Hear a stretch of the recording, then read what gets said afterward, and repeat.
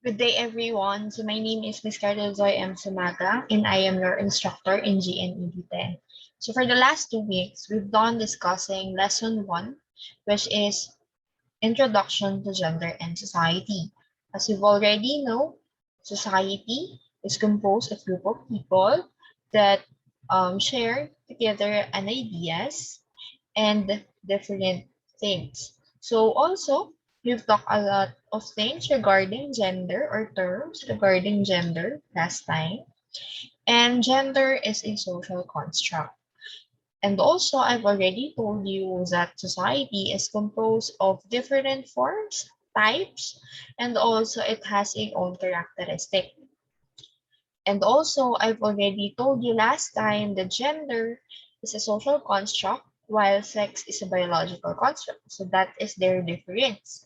And also, gender can be expressed through different things or different forms like masculinity, femininity, gender neutral, and androgyny, diba? So I've already discussed gender expression. Also, after that is sexual orientation. And so that those are the things that we've discussed for the last. So for those sections na nadiskusyon ko na ng topic na to, you may skip it sa part or sa chapter na kung saan tayo natapos. Okay? So for those sections naman, kung meron man ako na hindi na-meet this week, ito po ay simulan ninyo from the top. So gender as a social construction. So ito yung second na lesson ng ating subject. Okay? So ang contents nito ay social construct of gender, sociological theories of gender, gender and development historical background, gender awareness and sensitivity. I've posted this thing a night to this day. So babalikan po natin itong excerpt na to from the essay. Okay? Later on, as I've discussed other topics regarding our lesson for today. Okay? So social constructionism, when we say social constructionism, it proposes that everything people know or sees as a reality is partially, if not entirely, socially situated. So meaning to say, lahat ng mga bagay na na-observe natin in our society, so as yung mga definition ng different terms sa ating society so as yung mga bagay na nakikita natin or na-observe natin sa society is a social construct. Meaning to say, ang bumuo nun ay mismo society. Nabuo yon dahil sa isang society. So yung meaning and knowledge ng mga bagay na nasa paligid natin is socially constructed.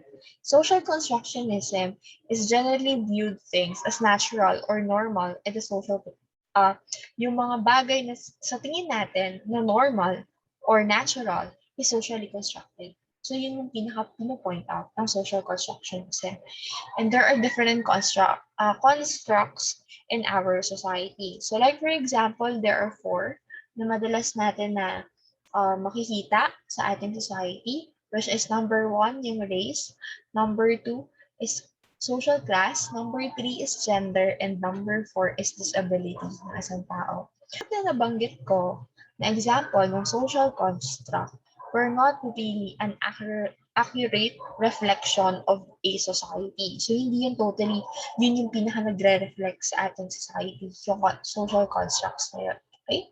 Nabubuo lang yan kasi we often created different institutions in our society. Kaya nabubuo yung race, nabubuo yung gender, nabubuo yung disability, and also nabubuo rin yung social classes natin.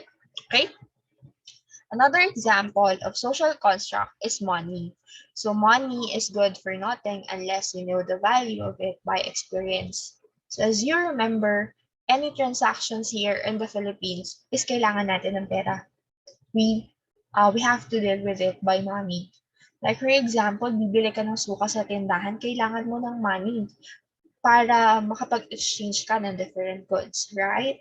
So we need money in a society for us to survive. Because yung mga needs natin is kailangan palitan natin ng pera, di ba? Or there are different services in our society na makaka-avail lang tayo if and only if meron tayong pera, di ba? Why money is socially constructed? Because different societies use money. And ang isang society, yung value ng money is nakadepende sa isang society. So like for example, Philippine peso. Okay? Sa Philippines, in any transactions, kahit bibili tayo ng fishball dun sa kanto, is kailangan natin ng pera. Diba? Sabi ko nga kanina, we need money to exchange goods and services in the society.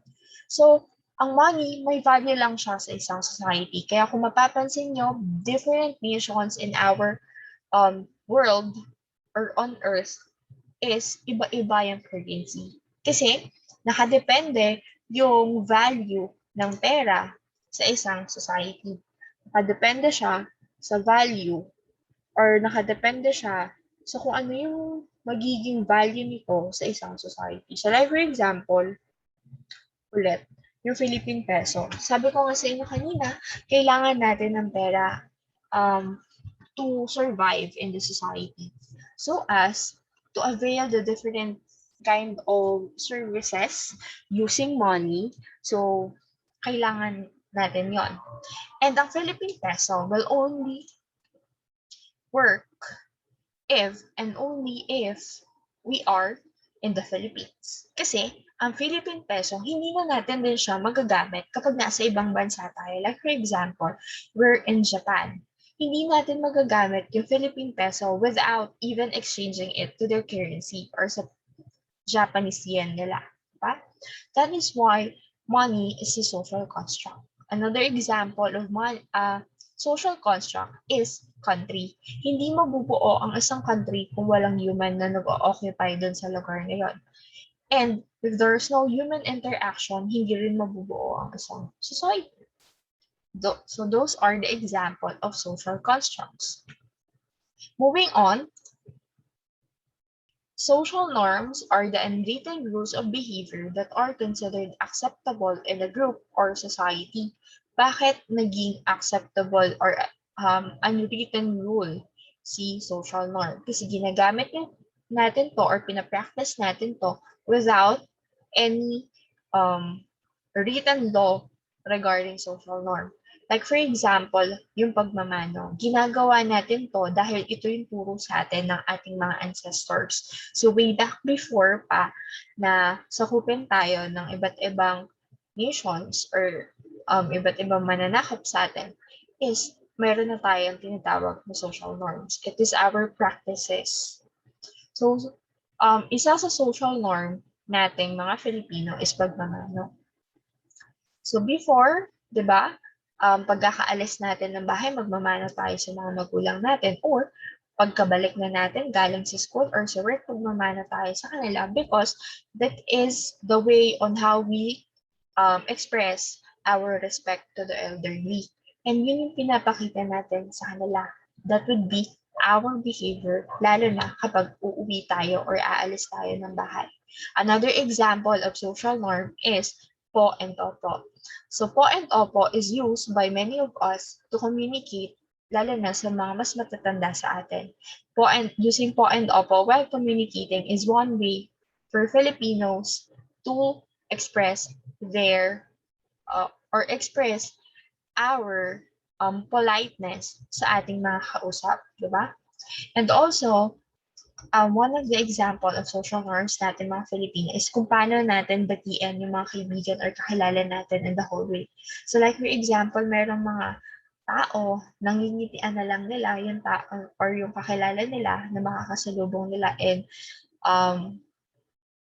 hallways. And then, or di kaya meron naman na tatanguan nila, di ba? meron din naman tataasan nila ng kilay pero hindi naman siya in a bad way but it is in a good way. So yun yung mga social norms na meron tayo, diba? So honesty din, that is an example of social norm natin kasi we have to abide from being honest in our society. Kasi diba, most commonly ng lies is punishable, not just by law but our society, no? So yun po yung mga social norms. Also, we have gender stereotypes and gender stereotyping. So anong pinagkaiba nitong dalawa? Class, always remember magkaiba ang gender stereotypes at gender stereotyping. Ang gender stereotype, it is a generalized view or preconception. Ito yung view natin, ito yung iniisip natin about sa isang tao or sa characteristic or role ng isang gender sa ating society. Whereas gender stereotype, ito yung way natin ng pagpapractice ng gender stereotypes na yun. Or gender stereotyping is our way on how we practice gender stereotypes. So like for example, is yung pinakita ko kanina na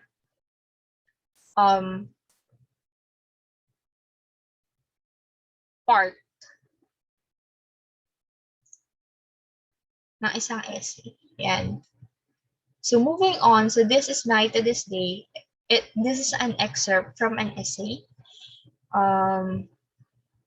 So Night to This Day, today on the subway, I saw a well-dressed man with a year-old child in a stroller. Yesterday, on a bus, I saw a man with a tiny baby in a carrier on his chest.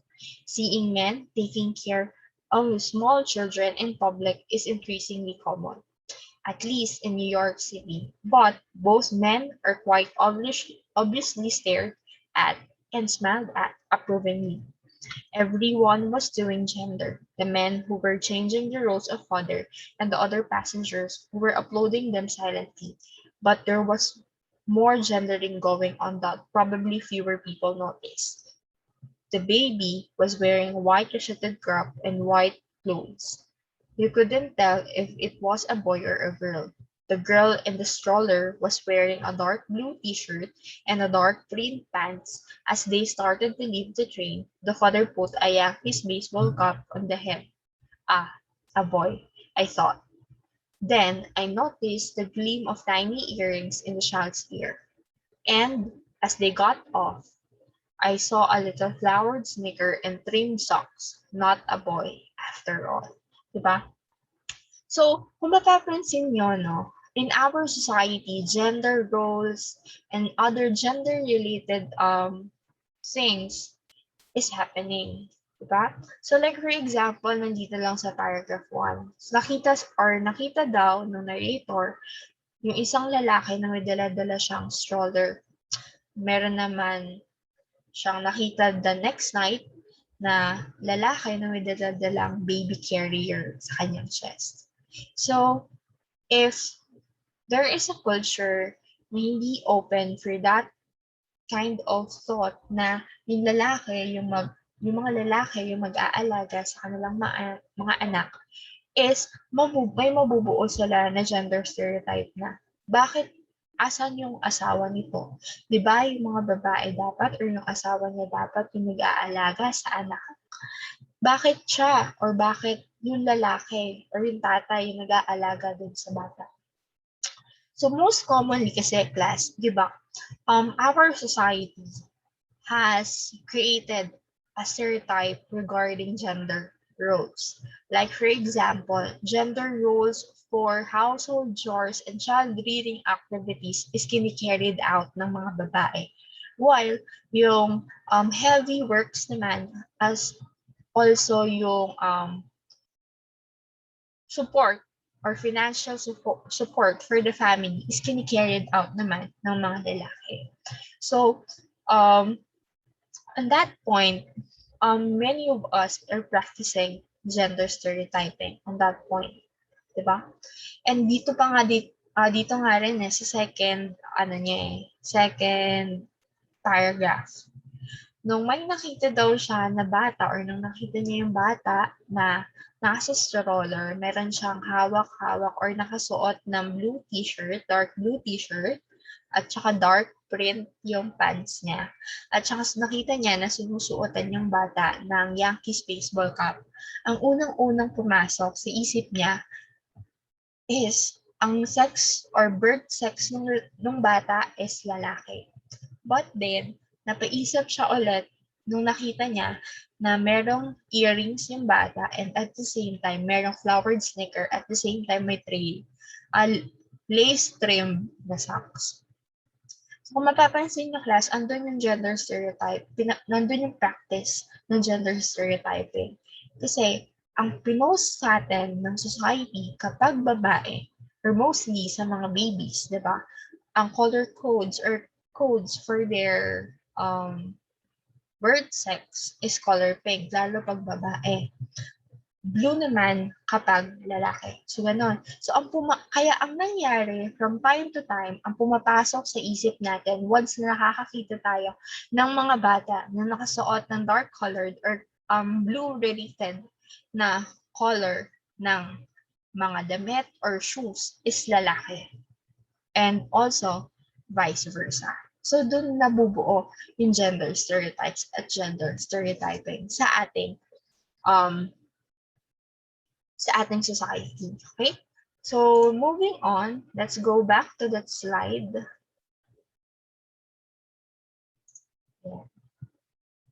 So, gender stereotypes develop when different institutions reinforce a biased perception of a certain gender roles. So, class, hindi naman sa lahat ng oras mayroong gender stereotype. Remember, nabubuo ang gender stereotype kapag meron tayong biased perception towards gender roles or gender expression ng isang tao. Gender stereotype can be positive or can be a negative one. And nagiging harmful ang gender stereotype when it limits women and men's capacity to develop their personal abilities, pursue their professional career, and or make choices about their lives. So like for example, sa mga job posting, wala naman akong wala akong kini-criticize na company, no? So it's just gusto ko lang i-apply yung reality. So there are some company na hiring, ang hina-hire nila or ang hinahanap nila is lalaki lang or babae. May specific na birth sex dapat. So like for example, there is a job posting about office manager. Yan, office manager. And then, merong time na ang hinahanap nila is pasukan naman sa skill. Like, for example, you are a graduate of management. You have 2 years experience. Yan. You have a good communication skill. And you know how to deal with people. But, kasama sa kanilang qualification is male. So, if you are a female and you wanted to apply for that specific job, kasi nakikita mo na maganda yung mission and vision ng company, but then, hindi ka pwedeng, or hindi, but then, there is a point of view na hindi ka qualified for that job. Bakit? Kasi, dahil din sa kanilang qualification na ang hinahanap nila is male. So, kailangan, for you to qualify for that job, or for you to be interviewed on that job, kailangan babae ka. Kailangan lalaki ka. Okay? Doon pa lang sa part na yun, nandun na yung limitation ng ating capacity or limitation ng capacity ng birth sex ng isang tao. Paano kung babae ka pero meron ka rin naman or pasok ka for that qualifications? Diba? So, andun yung tinatawag natin gender stereotype. Pero hindi ko naman alam kung ano yung nasa likod doon. Bakit may specific na birth sex yung hinahanap or birth sex na hinahanap yung company na yan, di ba? But then, yun yung isa sa mga napapansin ko na nag-exist sa ating society, di ba? Next one, point of reflection. So, ito po ay kasama sa inyong quiz. So, how does your society or culture leads you to think, feel, and act based on your gender, and how is it limiting or is it liberating? So, sasagutin niyo lamang to, no? You can do it on our quiz sa Google Forms. So, how does your society or culture lead you to think, feel, and act? So, paano nakaka-apekto yung ating society or yung kultura nating mga Filipino sa pag-iisip natin, sa nararamdaman natin, at kung paano tayo kikilos based sa gender identity natin or sa ating birth sex. Limiting ba to para sa ating lahat or liberating ba? Okay? You can answer on our quiz form number 1. Moving on, okay. Social interaction. So balik tayo on the first lesson na aking na-discuss. Sa introduction to gender and society, na-discuss ko doon na nabuo ang isang society because humans are social creatures, meaning to say we love to be with each other. We love to interact with each other.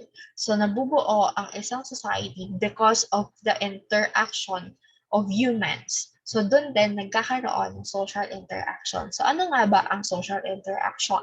Sa dynamic sequence of social actions between individuals or groups who modify their actions and reactions due to actions by their interaction partner. Social interaction happens every day in our life. Okay? Araw-araw, nagkakaroon tayo ng social interaction with different people around us. Ito nga lang na nagkakaroon tayo ng virtual meetings, di ba? That is a social interaction. Even though hindi ko kaya nakikita hindi ko kaya nakikita physically, but your virtual presence is here within this discussion. So, kasama yan sa interaction natin. Yung way ng pakikipag-communicate ninyo sa mga magulang ninyo, sa mga kapatid nyo, or sa mga kasama ninyo sa bahay, that is an example of social interaction. Yung simpleng pagbili natin ng suka or candy sa tindahan, that is a social interaction. So in our everyday life, we interact with other people. Yun nga lang din na abot natin ng bayad sa jeepney, diba? Or sa bus. That is social interaction. Kasi merong action between two people, diba? And one of the keys ng social interaction is communication, not language, pero pwede din through actions. Nagkakaintindihan tayo, natututunan natin na intindihin kung ano yung needs ng isang tao through social interaction. And through social interaction, nakakabuo tayo ng social relationships. Ang social relationship, it is our deeper connection, which exists with the people around us. Diba? Nagkakaroon tayo ng deeper connections with the people around us because of social interactions. And yung social connection na yun, meron yung deeper meaning sa both party. So like for example, yung mga classmates ninyo, diba? Before, lalo na nung face-to-face, pre-pandemic term, hiyang-hiya kayo sa kanila to say hi or hello, diba? But then, nung nagkaroon na ng interaction, and then unti-unti na kayo nagkapalagayan with your classmates, dun na buo yung different social interaction or dun kayo nagkaroon ng social relationships with each other. Not so sa classmates, but also friends. Diba? Nagkaroon na ng different groups sa inyong klase. And that is how social relationship is created through social interaction. And a social relationships class is nag-divide ito sa atin through different forms or present ang social relationship in our everyday life sa different forms. Pwedeng meron tayong social relationship with our friends, which is opposite na hindi natin sila family. Social relationship between our family members, diba? Social relationship between the people we love as much as our family. So, madami kasi napaka-interactive nating mga humans. So that is how social relationships works through social interaction. So social context naman is how someone reacts to something depending on their immediate or social physical environment. So ito yung social context, ito yung nabubuo sa isipan natin na meaning, no, ng isang bagay. So like for example, there are foreigners na negative yung thinking nila when they hear the word Philippines. But then, there are some foreigners na when they hear the word Philippines is positive yung kanilang nagiging konteksto or positive yung kanilang naiisip. Bakit? Kasi maybe because those people or those foreigners who has a negative thinking about Philippines is yung social context na nabuo sa kanila is negative. Negative kasi yung na-experience nila on our culture or on our country. Meanwhile, doon naman sa mga foreigners na nakabuo ng social context nila regarding Philippines na positive is ibig sabihin positive yung kanilang nakikita or positive yung kanilang naranasan during their stay in the Philippines. Kasi yung social context ng isang tao is nakadepende sa kung ano yung nadatnan niya on that environment or sa isang environment nung siya ay nandoon sa environment na yun. Like, also, for example, yung sa taste ng isang tao, di ba? Or taste natin sa pagkain. Mayroong mga tao na gustong-gusto nila yung balot. Kasi, it is always part of their everyday life. And then, hindi parang maganda yung pagkaka-introduce sa kanila sa balot.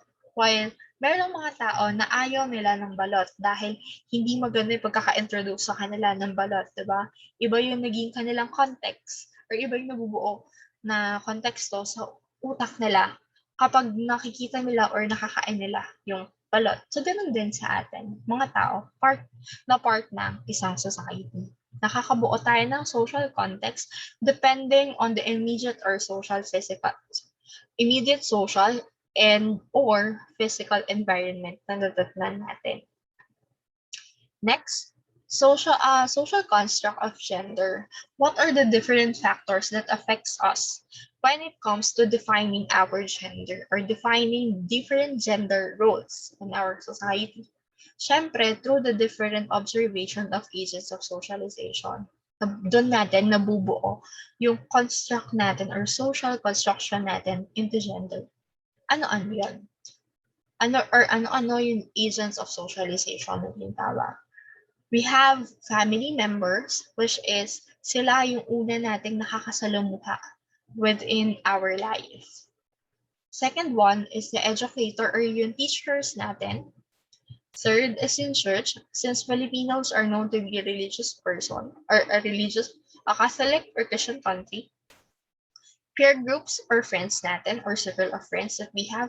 So community, sa community, kasama na po yung ating government and also the mass media. Kasama na din doon yung work, if we have work. So in our society, yung mga bagay na yon is nakakatulong sa atin to shape our gender socialization or to shape the meaning of gender and gender-related terms within us. So sila yung tumutulong, yung agents of socialization. Ulitin ko, ano-ano yung agents of socialization? We have family members, educators or teachers, church, peer groups or yung friends mismo natin. Community, we have the government, mass media, and also yung work, if we have work. So those are the agents of socialization na humuhubog sa atin on how are we going to create a meaning regarding gender and other gender-related terms. So through agents of socialization, doon nabubuo yung tinatawag natin gender socialization. So gender socialization, dun din nabubuo yung ating tinatawag na formation of gender identity. Sabi ko nga sa inyo, yun yung nakakapag-shape or through interacting with the different agents of socialization, dun nabubuo yung meaning natin regarding gender at dun din nabubuo yung tinatawag nating gender identity or yung pagkakakilala natin sa ating sarili. So what is gender identity? Gender identity is one's innermost concept as male, female, a blend of both, or neither, how individuals perceive themselves, and what they call themselves. So, gender identity, it talks about how do we see ourselves in the front of the mirror regarding gender. So like for example, kapag humarap ka ba sa mirror, nakikita mo na you are a man, but a man but trapped in a woman's body. Diba? May mga ganun. So, ganun yung gender identity. Always remember, gender identity can be different from our birth sex na assigned sa atin. Okay? And gender identity is different from sexual orientation. So, gender identity is ano yung pagkakakilala mo sa sarili mo. It digs in deeper about ourselves.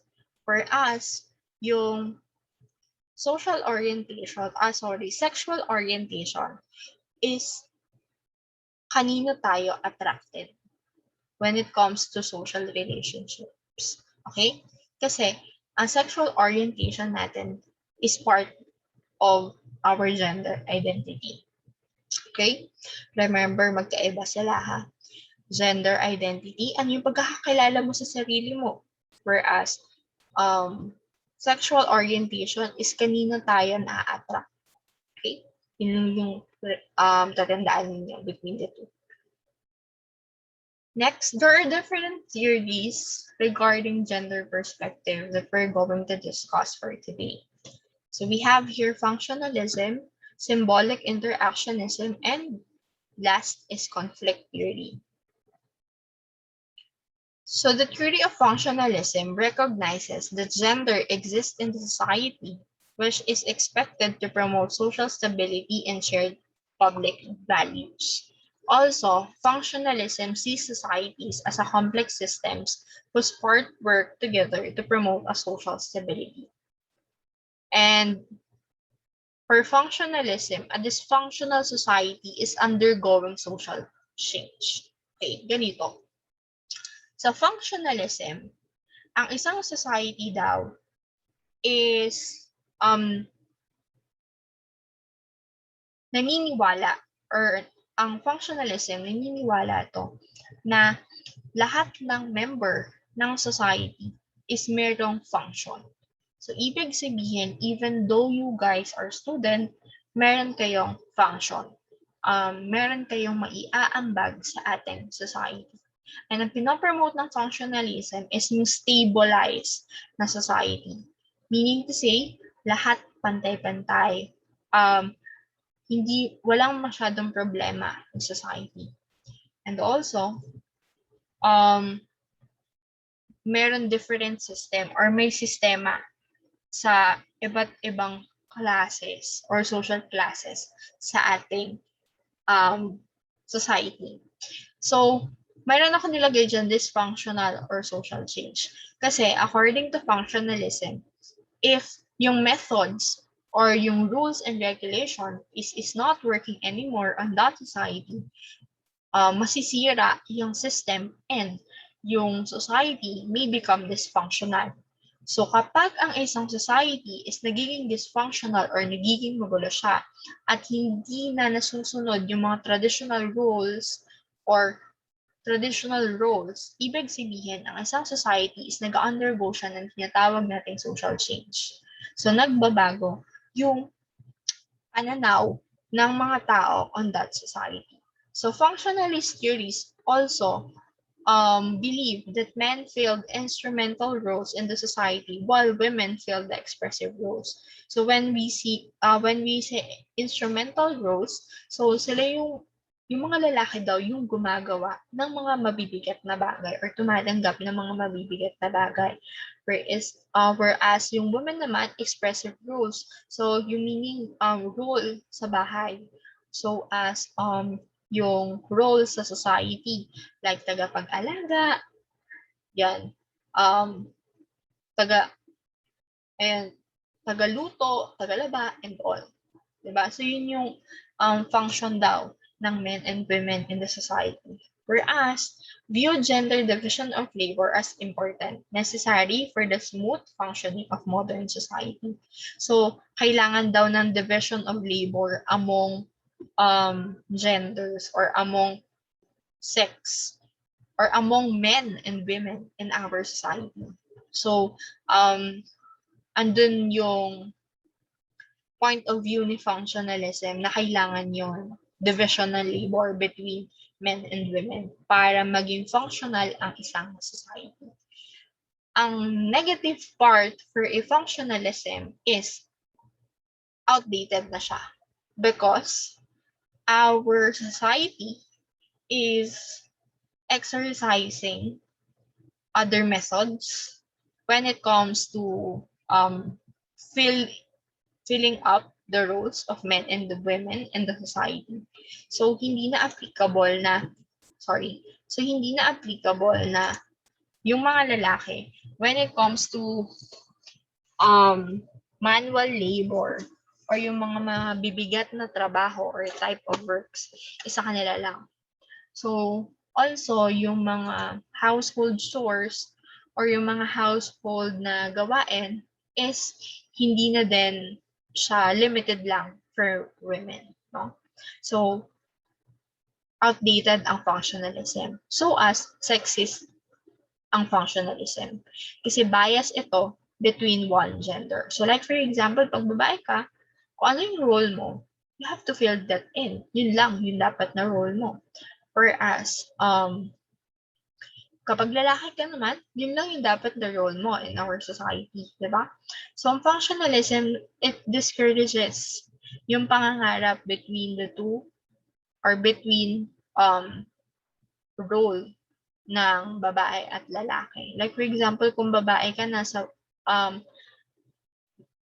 umaatikabo pa rin or functionalism is still applicable on that society, hindi ka na ma-encourage as a woman na mag-pursue ng pag-aaral mo. Diba? So parang ang magiging mindset mo na lang is matututo ka. Kailangan mong matuto ng gawaing bahay dahil at the end of the day is hindi mo magagamit yung pinag-aralan mo dahil mag-aasawa ka at ikaw yung magiging ilaw ng tahanan or mag-guide sa mga anak mo. Mag-aalaga sa kanila, di ba? So kaya siya naging sexist and biased. And also, functionalism creates social gap. So yung social gap na yun is it is influenced by the different biases na naproproduce sa ating society. So yun po yung pinaka-point of view ng functionalism. So next one, we have here naman, social interactionism. So social interactionism, it is a micro-level theory that focuses on the relationships among individuals within society. Sabi ko nga kanina, ang mga human beings or tayong human beings, we're social creatures. We really love to socialize with other people. Communication, sabi ko nga nabanggit ko rin kanina na we interact with each other through communication. And yung communication na yun, it is about exchange of meaning through language and symbols. So merong mga tao na nakikipag-communicate using symbols or using yung messages natin, di ba? Like for example, sa chat, that is an example of communication in social interactionism. Kasi yung mga alphabets, yung mga numbers, that is symbols na nagko-convey na message natin sa mga ka-chat natin or dun sa tao na padadalhan natin ng message. Whereas yung language naman, pwede na sinasalita to or pwede din through using body. Diba? Merong ibang mga tao na they express their message through body language. So, ganun yung pakikipag-communicate natin with other people. So, next, social interactionism believes to be the way in which people make sense of their social world. So meaning to say, through social interactionism, we help our society or our society helps us to shape ourselves or our identity. So we nakikilala natin or mas nakikilala natin yung sarili natin because of the society and also because of the people around us. So yung mga tao na nakakasalumuhan natin dahil sa kanila, doon natin nalalaman yung mga bagay na hindi natin alam sa ating mga sarili. And yung mga tao na yun yung nagiging tulay for us to know the different things regarding gender. So next. Ayun, joke lang. Social interactionism. There are theories in social interactionism like si Herman and Reynolds. So, yung kanilang perspective in social interactionism is that they see people as being active in shaping the social world rather than simply being acted upon. So, meaning to say, yung mga tao na nagpa-practice ng different gender roles, so as yung social norms, values, and traditions ng isang society is may parte sa pag-shape ng society or ng mga paniniwala dito sa society na yan. Whereas, hindi lang tayo mismo yung nag-act, but we are also part of that community. So meaning to say, if there is a change in a society, tayo yung naging dahilan or tayo yung isa sa naging instrumento bakit nagkaroon or kung paano nagkaroon ng change doon sa society na yon. Kaya nga sabi niya active in shaping. So ibig sabihin kasama tayo doon sa mga tao na gumagawa ng pagbabago sa ating society. So next, we have here George Herbert Mead. So si George Herbert Mead, if you remember in yung Understanding the Self. So he is a sociologist, no? And he also he is also a series regarding social interactionism. So though wala po siyang na-publish na book, no, meron naman siyang mentee na si Herbert Bloomer. Ayan. So Herbert Bloomer, he termed the coin symbolic interactionism. And meron different premises yung mga yon, which is humans interact with things based on the meanings ascribed to those things. So like for example, yung ating social norm. We acted on our social norm based dun sa ipinamana sa atin or ipinapakita sa atin ng ating society or ipinamana sa atin ng ating society. Whereas, ascribed meaning of things comes from our interaction with the society. So sabi ko kanina, di ba, yung social norm is an unwritten rules of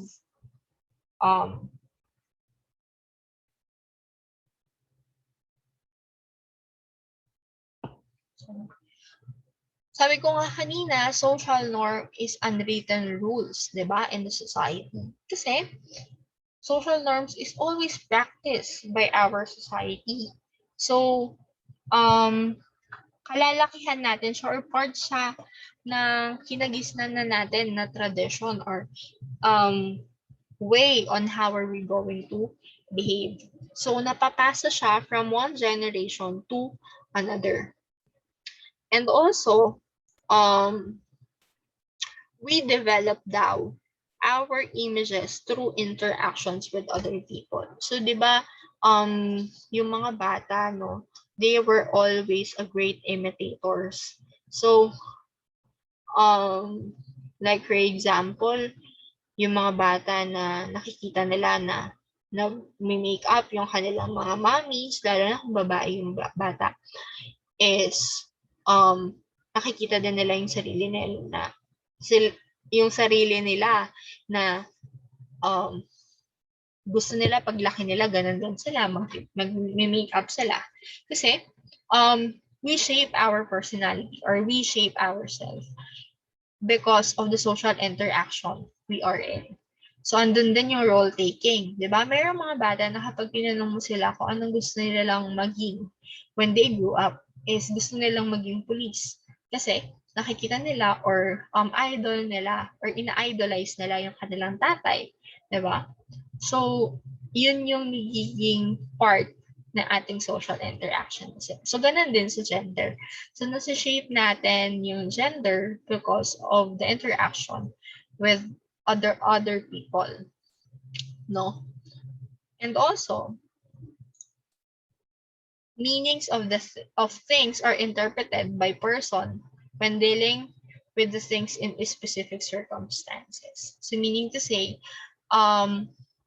yung different events in our life. So, tayo din yung nagbibigay ng interpretation doon.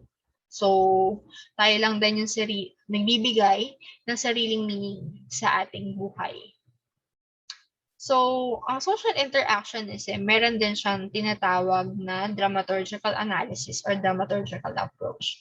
So, kung mapapansin nyo, I know you're familiar with this. Ito ay theory ni Erving Goffman. So, nandun din to sa understanding the self. So, ang focus kasi ng social interactionism, it's about social interaction or interacting with other people. So, ganun kay Erving Goffman. So, meron siyang tinatawag na technique which is the dramaturgical approach. So, yung dramaturgical approach na yon, naniniwala si Erving Goffman na ang society natin ay isang teatro. Okay? Hindi natin alam kung ano yung susunod na mangyayari sa atin. Hindi natin or we do not have any idea kung ano yung i-react natin on the next event or next challenge that we're going to be facing. And also, we wear different masks when we are in a society. Kasi nga, di ba, kung mapapansin nyo, yung mga tao sa theater, ang kakapal ng mga makeups nila. So, parang they turn into a whole new person, lalo na kapag nagpa-perform sila. Diba? So, ganun sa dramaturgical approach na we may never know or we will never know ano yung next step natin sa buhay. Hindi natin alam na bukas ngayon mahirap tayo, bukas tayo ay isa ng milyonaryo, no? Kasi because of that dramaturgical approach. And also we have here the conflict theory. So yung conflict theory is a macro level approach most identified with the writings of the German philosopher and sociologist known as Karl Marx. So si Karl Marx is prominent siya in economics, if I'm not mistaken.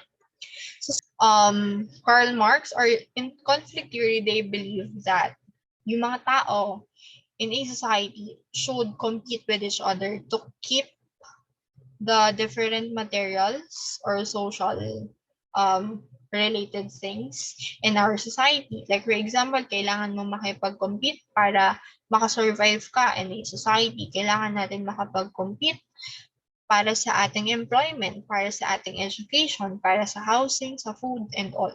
Diba? Kailangan natin makipag-compete sa iba't ibang aspeto ng ating society. So, yun yung pina-point out ng conflict theory. No? Competing with the social classes. And nakahati daw ang ating society in different social classes. So, meaning to say, hindi tayo lahat pantay-pantay. And so, in conflict theory, ha? So, let us talk about naman gender roles. So, gender roles are conceptualized as behavioral expectation based on the biological sex. So, it is a set of societal behaviors dictating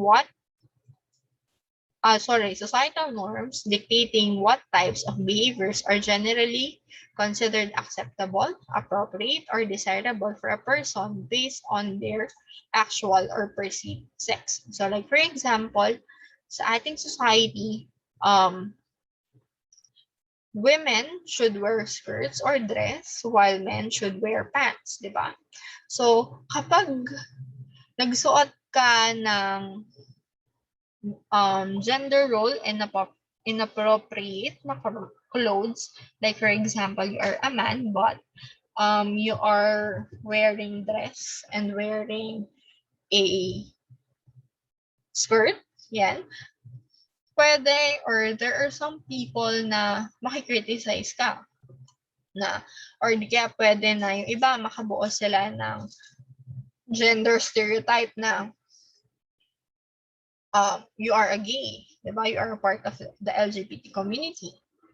Whereas, para sa'yo, yung gender identity mo is lalaki. Diba? Gusto mo lang talagang magsuot ng dress or magsuot ng skirt. Diba? Kasi yun yung gusto mong fashion. So, and also, one of the example of gender roles, yung discuss na example ko from this lesson, yung roles ng mga babae sa ating society na women were the housekeepers or the child rearer ng family, whereas yung gender role naman ng mga lalaki would be the provider for the family. So yun yung different gender roles. So marami pa tayong gender roles, no? Pwede natin yun i-discuss or himayin natin dun sa different topics naman i-discuss ko in this subject sa future. So next, there are different theories regarding gender roles. Unahin na natin yung gender schema ni Sandra Bem. So si Sandra Bem kasi is kontra siya kay Sigmund Freud na yung gender natin is naka-anchor siya sa anatomy, which is yung different parts of our body. Like for example, yung ating mouth, yung anus natin, and yung genitals natin. No? Sa gender schema theory, asserted that children learn about male and female roles from the culture which they live in. So meaning to say, natututunan natin yung gender-related roles natin based sa binabato sa atin ng ating kultura. So meaning to say, kung lumaki ka sa isang culture na ang tagapag-alaga ng mga anak ay lalaki, kapag dumating ka sa tamang edad, ang maiisip mo or ang magiging point of view mo is that yung role ninyo or yung role mo as a man is that tagapag-alaga ng mga bata, di ba?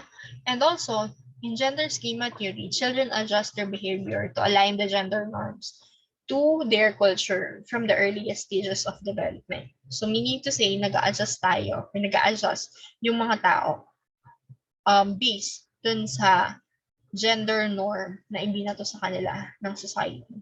So, sa gender schema, meron tayong tinatawag na representation of a plan.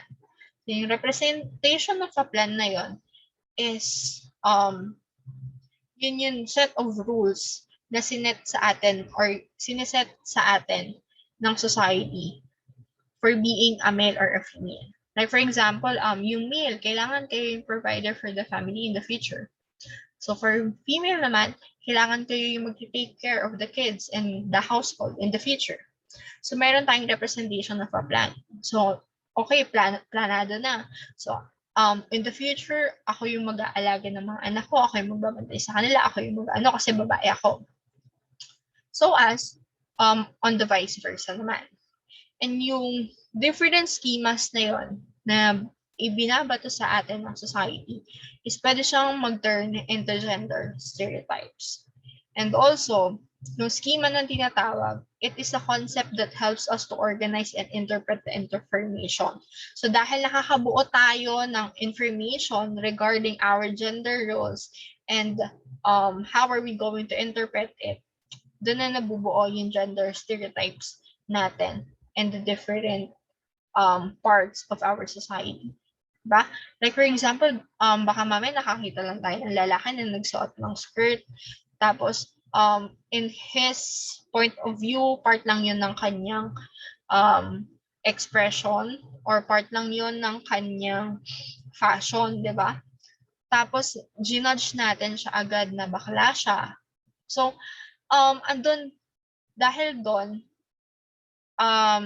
dahil sa pinoint lang sa atin or pinoint out sa atin ng society na kailangan ang mga babae ang suot nila ganon.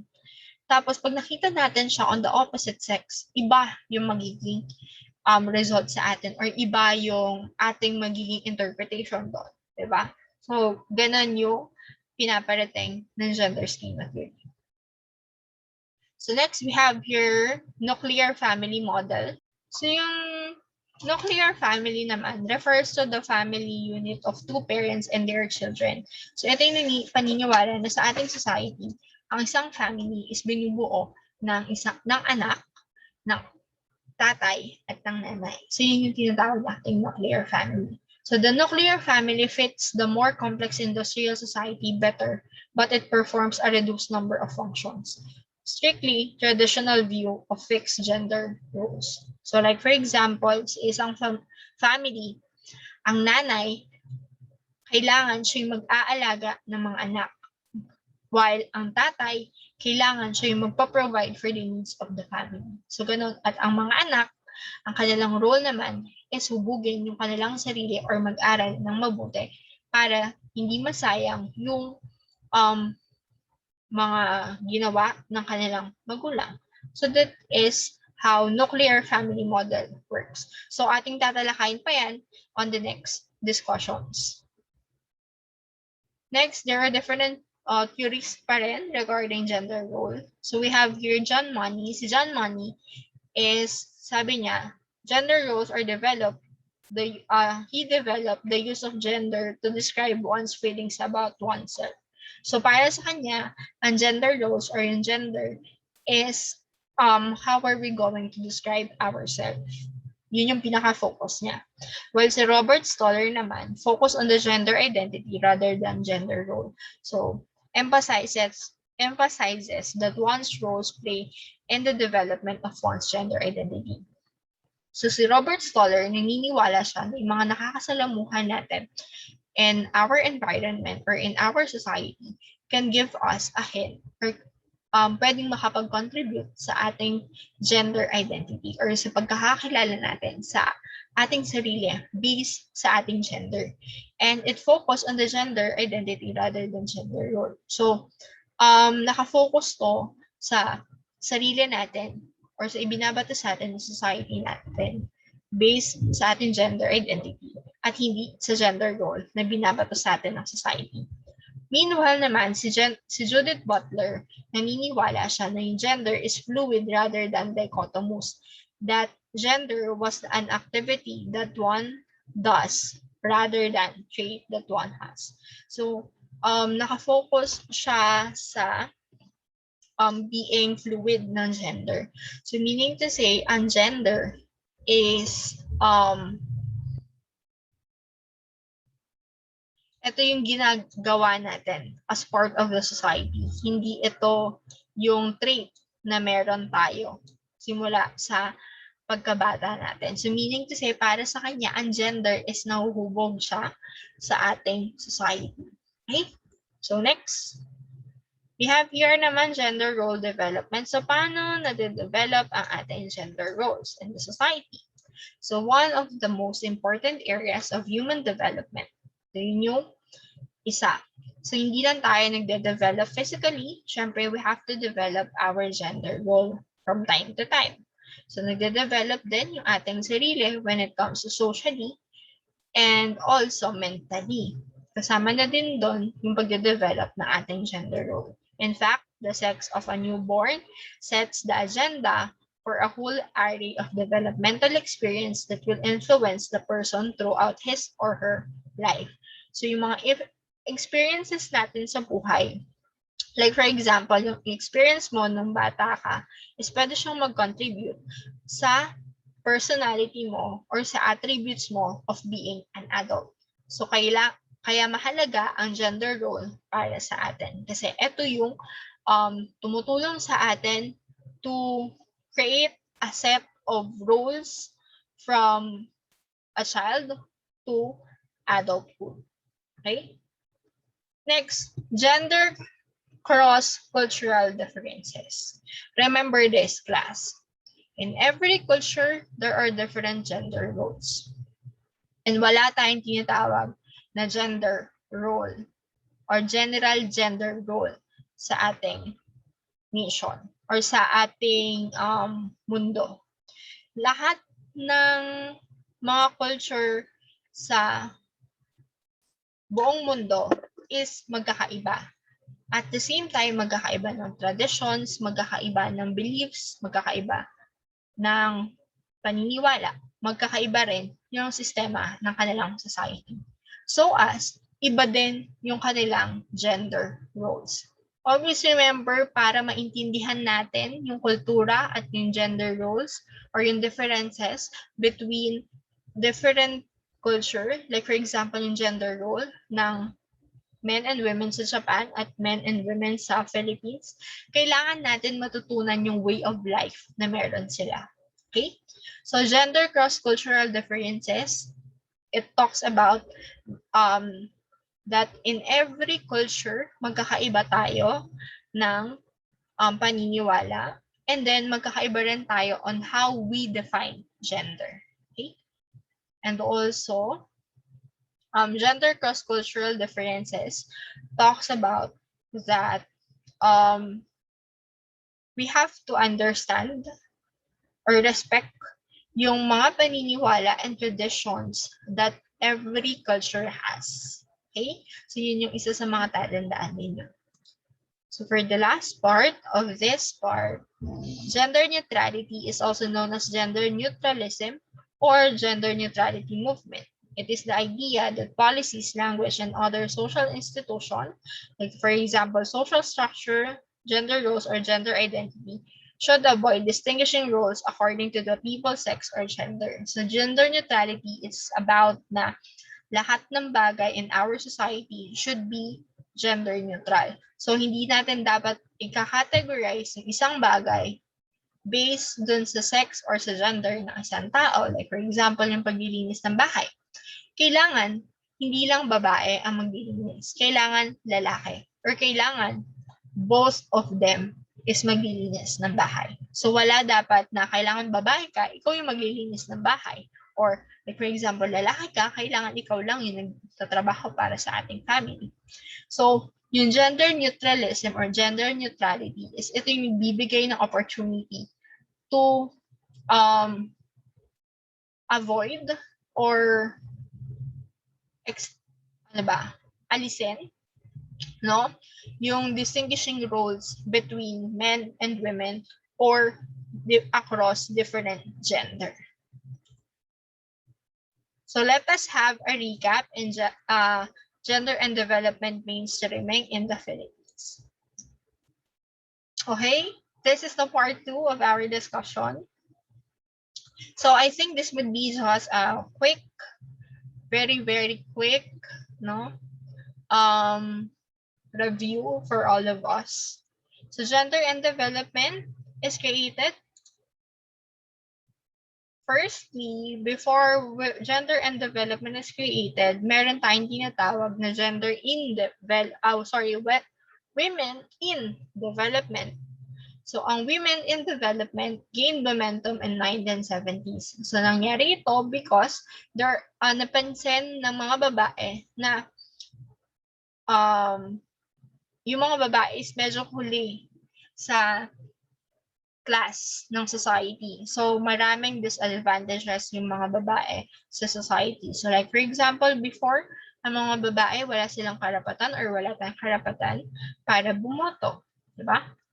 So, dahil doon sa mga disadvantages na yun, nagkaroon ng tinatawag na women in development. So, ang goal ng women in development is it can be eliminated by breaking down stereotype customary expectation of women by offering better education to women and introducing equal opportunity programs. So, ang goal ng women in development is ma-eliminate yung different gender stereotypes na meron between women and magkaroon ng pantay na karapatan yung women sa karapatan ng men at makapag-introduce ng different type of programs na equal sa kung anong program yung natatamasa ng men sa society. So, bakit yung women? Kasi, every 2 minutes, may mga babae na namamatay sa pagbubuntis. Also, sa buong mundo, no, there are 39,000 mahigit na yung mga batang babae is nagiging child bride sila. And 1 in 3 women can be beaten or sexually abused in their lifetime. So as they just own 1% of the world's land. Ayan. They earn only 1% of the world's income. And then 875 million of them don't know how to read or write. So because of that, nagkakaroon ng gap between men and women in the society. So yun yung goal na meron ang women in development nung nabuo yon sa mundo. Dahil doon sa difference ng roles or yung gap, gusto nilang ma-fill in yung gap ng men and women in the society. And also, meron naman, and then after women and development, nagkaroon ng women and development. Kasi, it gained momentum after 5 years, no? And World Conference and Women or on Women in Mexico City, which is organized by United Nations. So women and development, nandun pa din yung goal ng women and development na magkaroon ng bantay na karapatan or ma-fill in yung gap between men and women. And it also, pinagpatuloy ng women and development yung goal na yun. And also, dinagdagan nila na yung relationship between men and women in the society as economic agents in both public and domestic sphere. Meaning to say, kailangan maging present yung men and women sa isang society. So as ma-eliminate or para ma-eliminate yung iba't ibang tawag nito gap between men and women. Kasi kung before,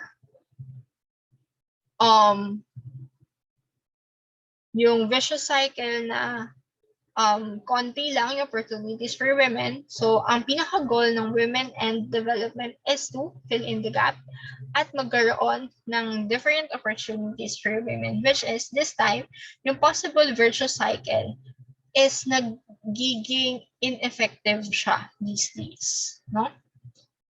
And women and development also emphasizes the distinctive nature roles of women play in the maintenance and development of their societies. Like for example, yung mga bayani, no, national heroes na mga babae, pinapakita lang nun na yung mga babae in the society is meron din sila magagawa or meron ding maiaambag. Dahil most of the societies in the world is run by patriarchy. So, yan. And next one, in general, WAD or Women and Development is thought to offer more critical conceptualization of women's position. So, ipinapakita or pinapropose ng Women and Development na ang mga babae, kung kaya ng mga lalaki, kaya. Kung kaya ng mga lalaki, kaya din ng mga babae. So, hindi lang yung responsibilities ng mga babae is dapat nakaatang lang siya sa bahay or sa household. So it also talks about the nature of women's knowledge na meron ding alam yung mga babae, no? Ang alam ng or hindi lang alam or sorry. So isa sa ina-emphasize ng women and development din is yung knowledge ng mga babae, na yung mga babae meron din kami or meron ding mga alam. And also, hindi lang gawaing bahay yung type of work na alam ng mga babae. And then, hindi lang family yung kaya nilang maging responsibility. Pwede rin yung role, yung different roles, di ba, in our society. So, yun yung naging advocacy ng women and development. So, after that, later on, so medyo na-fill in na yung gap, nagkaroon tayo ng tinatawag na gender and development. So gender and development, it's a development perspective, recognizes the unequal status of the situation of men and women in the society. So remember, kung meron tayong women and development, and dahil napansin nila na medyo na-overcome na ng women yung gap between men and women in the society. So why not naman i-fill in natin yung gap between the unequal status of men and women in the society. So doon nagkaroon yung tawag na gender and development. So gender and development is yung kanilang goal is magkaroon ng pantay na karapatan within the society, yung men and women. So gender and development approach is hindi lang siya about women, but it is designed to create or responsible to assign the roles, responsibilities, and expectations ng society, not just for women, but for men also. And gender and development applies gender analysis. So, ina-analyze nito yung different roles ng men and women sa isang society. And then, kung ano yung gap, yun yung i-fill in nila. And then, ang goal ng gender and development is that na magkaroon ng collaboration or neutral terms yung babae at lalaki when it comes to society. And gender and development policies aim to redefine the traditional gender role expectations na dapat hindi lang babae yung nasa child rearing and household activities. No? Dapat nararanasan din yun ng mga lalaki. Whereas, yung mga lalaki, hindi lang sila dapat yung provider for the family. Kailangan nararanasan din yun ng mga babae. So, nagkakaroon ng equal opportunity para sa both men and women because of gender and development na ma-fill in yung gap within society. And then, maranasan nila kung ano yung buhay na meron or maranasan ng bawat gender yung kung ano man yung role ng babae at ng lalaki sa ating society. So, there are 4 premises of GNED or gender and development, which is it is not a war of sexes. So, it is not anti-male kasi ito ay para sa both sexes. Both male or both men and women are victims of gender inequality, although victims are more women than men, and both men and women have a share in the struggle for gender and equality. So yun yung naging premises ng gender and development. So in the Philippines, there is a creation of Philippine Commission on Women. So yung Philippine Commission on Women, it is formerly known as the National Commission on the Role of Filipino Women. So ito ay isang government agency na pinapatakbo ng ating government. So ang pinaka-goal nito is to protect the rights of women in the Philippines. So it is established through the Decree number 633 on January 7, 1975. And then it is initially established as an advisory body but naging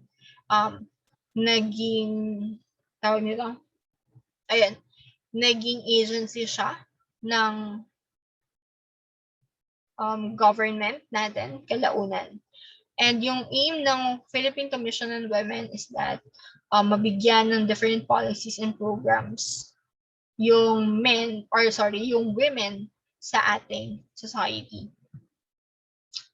Ito yung mandated niya to review, evaluate, and recommend measures, including priorities to ensure the full integration of women for economic, social, and cultural development at national and international levels, and to ensure further equality between men and women. So yun din. And nilagdaan yung Magna Carta for Women or Magna Carta of Women in August 14, 2009. Ayan. Magna Carta of Women provides protection for women sa iba't ibang part. So remember that Magna Carta of Women is signed on August 14, 2009. It is also known as Republic Act 9710. So yan. So development process seen from the gender perspective. So development Development means improving the well-being of all people and the process by which is improvement is achieved. So pag sinabi nating development, nagkakaroon ng iba't ibang pagbabago regarding our society or regarding ourselves, di ba? So yun yung pinaka-goal or ini-aim ng ating development process or non-development. Kasi pag sinabi nating development, nagkakaroon ng pagbabago. And nagiging much better yung isang bagay like other before. So next, the concept of development also includes the element of equality. So nagkakaroon ng equality because of the development. So hindi lang tayo yung nagbe-benefit on that development process, but then lahat ng tao sa ating society. And for the development process or from benefits from the development process should be fairly distributed, especially to benefit those most in need and the disadvantaged and the most vulnerable. So yun yung aim ng development process sa ating gender perspective. So gender sensitivity, it is the ability to recognize gender issues and especially the ability to recognize women's different perceptions and interests arising from their different social location and different gender roles.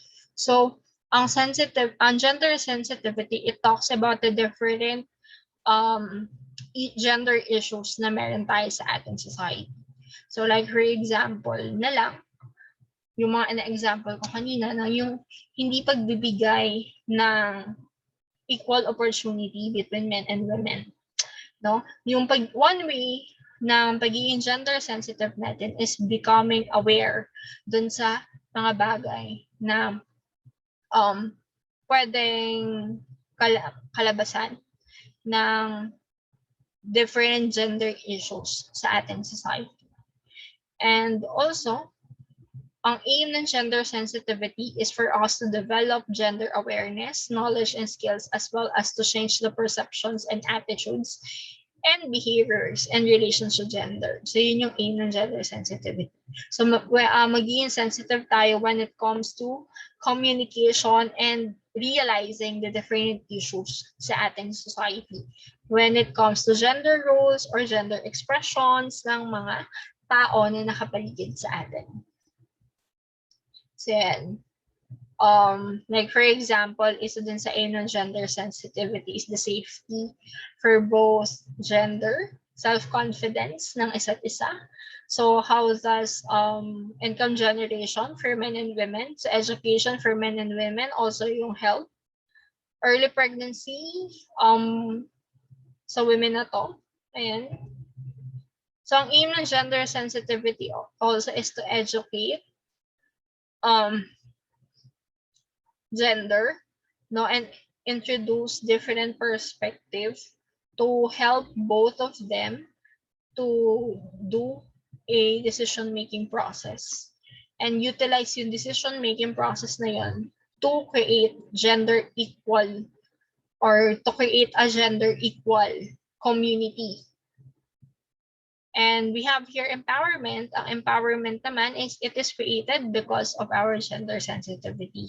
And then it is an important element of development being the process by which people take control and action in order to overcome the obstacles.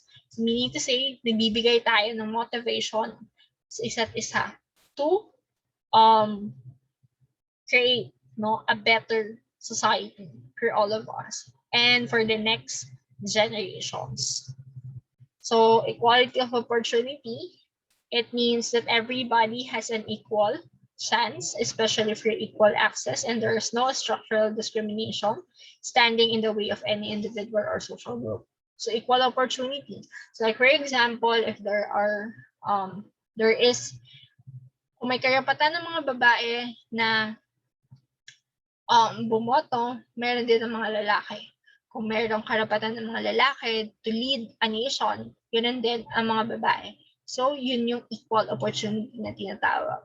So, wala siyang pinipili na kahit sino, lahat tayo is may oportunidad para maabot yung mga bagay na yan. And equality of opportunity for women should mean ending all gender discrimination. So, meaning to say, lahat ng opportunities na meron yung mga lalaki is mayroon ding kakayahan yung mga babae to avail that opportunity. And then, yung ending, the gender discrimination or having an equal opportunity between men and women is a ticket para mawala yung gender discrimination. So thank you for listening, and I hope you learned a lot from my subject. So good luck for your quiz, and see you next week. Thank you, everyone.